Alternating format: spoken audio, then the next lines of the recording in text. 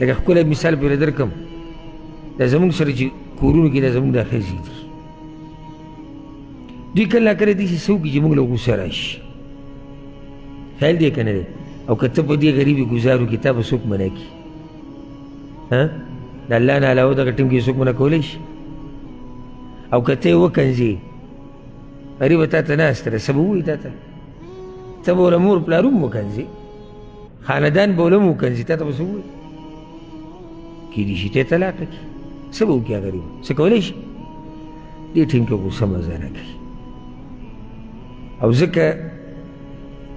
موږ یو پیر یو مجلس کې ناست وو څه علما وو څه کسان په ملک کې یو ځای کې پروګرامونه هلته دا دغه روان شو چې لکه پلانې چې دی دی کور کې ډېر تکړه دی او دی داسې دی او هغه داسې دی کور کې چې سړی داسې ښایي کور کې چې سړي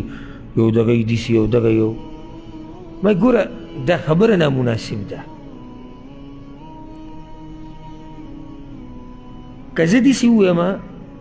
چې پلانې ښه زورور دی او زما په هغه باندې ښه روب داب دی دا خبره ځای نیسي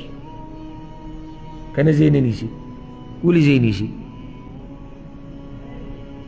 سړی دی او څه دی زورور دی ښه زه دا ووایم چې زما ښځه سمه مې یرولې ده او سمه یریږي او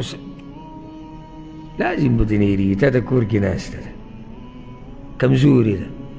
د داسې مخلوق په مقابل کې د زور خبرې کول دا د درنو خلکو کار نه دی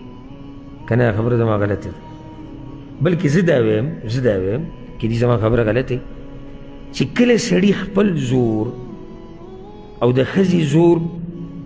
یو ځای کوو چې یعنې زه په خپله ښځه زورور یم او زه داسې دی د خپل ځان بېعزتي کوي که نه ازمری چې د پیشو سره تلي بېعزتي د چا ده د ازمري ده که د پیشو ده ته ازمری راغستی د پیشو سره دې ته لږې اچولی دا ظلم نه کوې د پیشو سره پیشو وګوره یا دې پیشو اوس زنانه کمزورې ته خپله خبره د هغې په مخ کې اوس سینه ټپې سینه به داسې چا په مخ کې ټپو چې هغه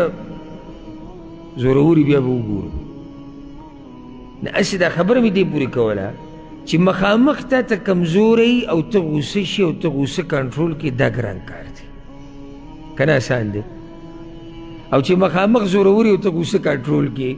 دا ګران کار دی که اسان کار دی